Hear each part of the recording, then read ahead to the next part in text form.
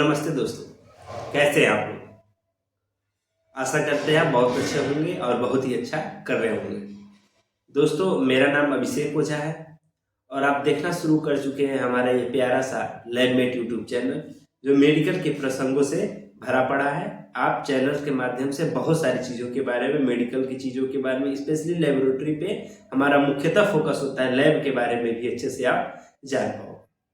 आज का जो बिंदु है जिस पे हम चर्चा करेंगे वो है कि एक आइडियल लेबोरेटरी क्या होता है। आइडियल मतलब एक आदर्श लैब, है ना। तो सबसे पहले एक आदर्श का आइडियल का क्या मतलब। आइडियल का मतलब होता है जैसे आप पुरुषों में उत्तम, ये नाम सुना है ना, पुरुषों में उत्तम कौन होता है, यानी पुरुषोत्तम राम, है ना। इनके जिनके अंदर सारे गुण क्या हों, अच्छे हों, है ना। सारे गुण क्या है, अच्छे हों, वो उनके अंदर किसी भी प्रकार की कमी ना पाई जाए, है ना। तो इसी प्रकार से आइडियल लैब क्या होता है वो चीज जानते हैं। आइडियल लैब होता ये है कि वो लैब जिसके अंदर क्या हो, बायोमेडिकल वेस्ट का फंक्शनिंग अच्छे से हो रहे हो। बायोमेडिकल वेस्ट क्या होता है, जो वो सारे वेस्ट जो कि एक हॉस्पिटल से या फिर लैब से जनरेट होते हैं, उनका क्या हो, प्रॉपरली डिस्पोज हो सके वो, और क्या हो, समय से जो है कि वो डिस्पोज होता रहे और उसका क्या हो, डिस्कंटामिनेट होता रहे और उसको अच्छे से क्या हो, ट्रीटमेंट भी होता रहे।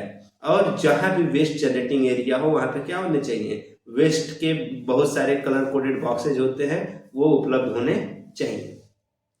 दूसरी चीज क्या होती है बायोमेडिकल वेस्ट के बाद एक लैब के अंदर क्या होना चाहिए, वो है कि फ्यूचर में क्या, फ्यूचर एक्सपेंडेबल एरिया होना चाहिए, है ना। यानी लैब में जो एक्सपेंड करने का एरिया, लैब में जैसे आप गेस करो कि आपके अंदर जैसे बायोकेमिस्ट्री, हिमेटोलॉजी, यूरोलॉजी, ये सब डिपार्टमेंट आपके लैब के अंदर उपलब्ध है ना।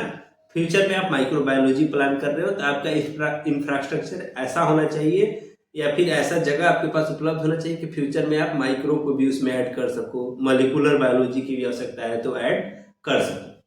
तो ये चीजें होती हैं।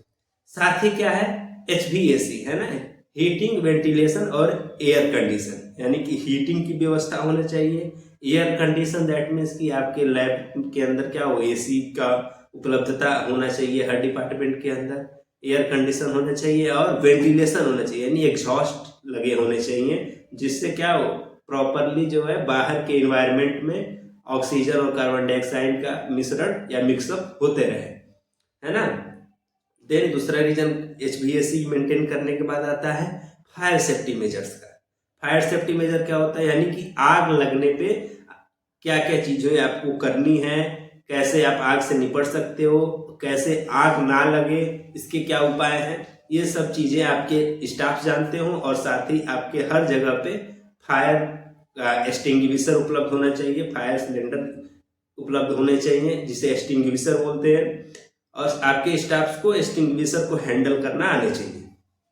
उसके बाद से क्या होता है, आपका लैब जो है क्वालिटी प्रूवन लैब हो। क्वालिटी प्रूवन क्या होता है, जैसे कि पिछले वीडियो में हमने जाना था कि IQC क्या होता है, उसी प्रकार वही IQC आपके लैब के अंदर डेली परफॉर्म हो रहा हो और आपके टेक्नीशियन जो भी IQC को एनालाइज करता है, जो QC एनालिस्ट जिसे बोलते हैं, वो जो भी एनालाइज करता है QC को, उसे प्रॉपरली पता होना चाहिए QC के सारे नियम और रूल्स क्या होते हैं। देन क्या हो कि आपके पास प्रॉपर लाइसेंसिंग प्रोसेस का सारे जानकारी प्राप्त हो और आप प्रॉपरली लाइसेंस प्राप्त कर चुके होंगे, जो भी आपका स्टेट का रूल्स होंगे, स्टेट क्लिनिकल एस्टेब्लिशमेंट एक्ट होगा, उसको आप फॉलो कर रहे होंगे। उसके बाद से जो है कि क्या होता है कि वो रेट का जो प्राइस होता है टेस्ट का, वो क्या होने चाहिए, वो एक्सेप्टेबल होने चाहिए, हर पर्सन जो है उसे अफोर्ड कर सके, अफोर्डेबल होने चाहिए, ठीक है।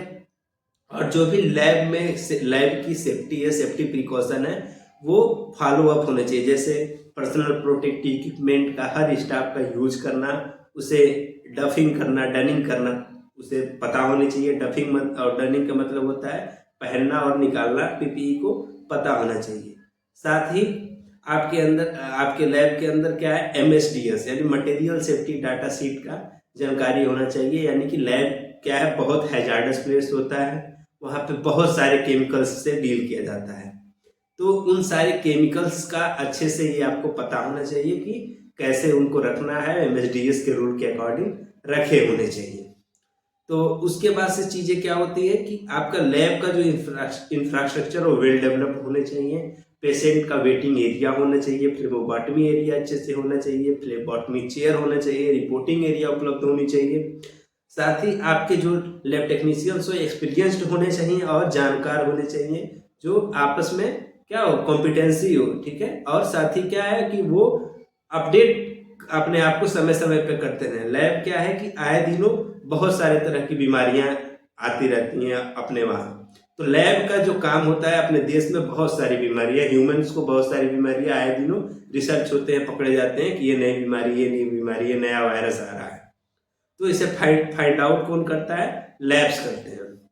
तो लैब्स को क्या है कि अपडेट होना पड़ता है हर टाइम टू टाइम अपडेट होना चाहिए। मार्केट में कौन सी किट नहीं उपलब्ध है, एजेंट कौन सा बढ़िया है, क्या क्यूसी बढ़िया चल रहा है, तो ये सब चीज़ों का अच्छे से जानकारी होनी चाहिए। साथ ही आईक्यूसी के बहुत सारे जो रूल में बदलाव होते रहते हैं वो आपको देखते रहने चाहिए। तो ये चीज़ें हैं कि अपडेट होने की बहुत ज़्यादा आवश्यक है। तो इन सारे गुणों को जिस लैब के अंदर पाया जाएगा उसे क्या बोलते हैं? Ideal laboratory. आइडियल मतलब कि आदर्श प्रयोगशाला उसे बोलते हैं। आई होप कि आपको ये वीडियो बहुत ही उपयोगी होगा, समझ में आया होगा। अगर जो नहीं समझ आया तो आप वीडियो के बारे में हमको बता भी सकते हैं, इसका फीडबैक आप कमेंट बॉक्स के माध्यम से दे सकते हैं।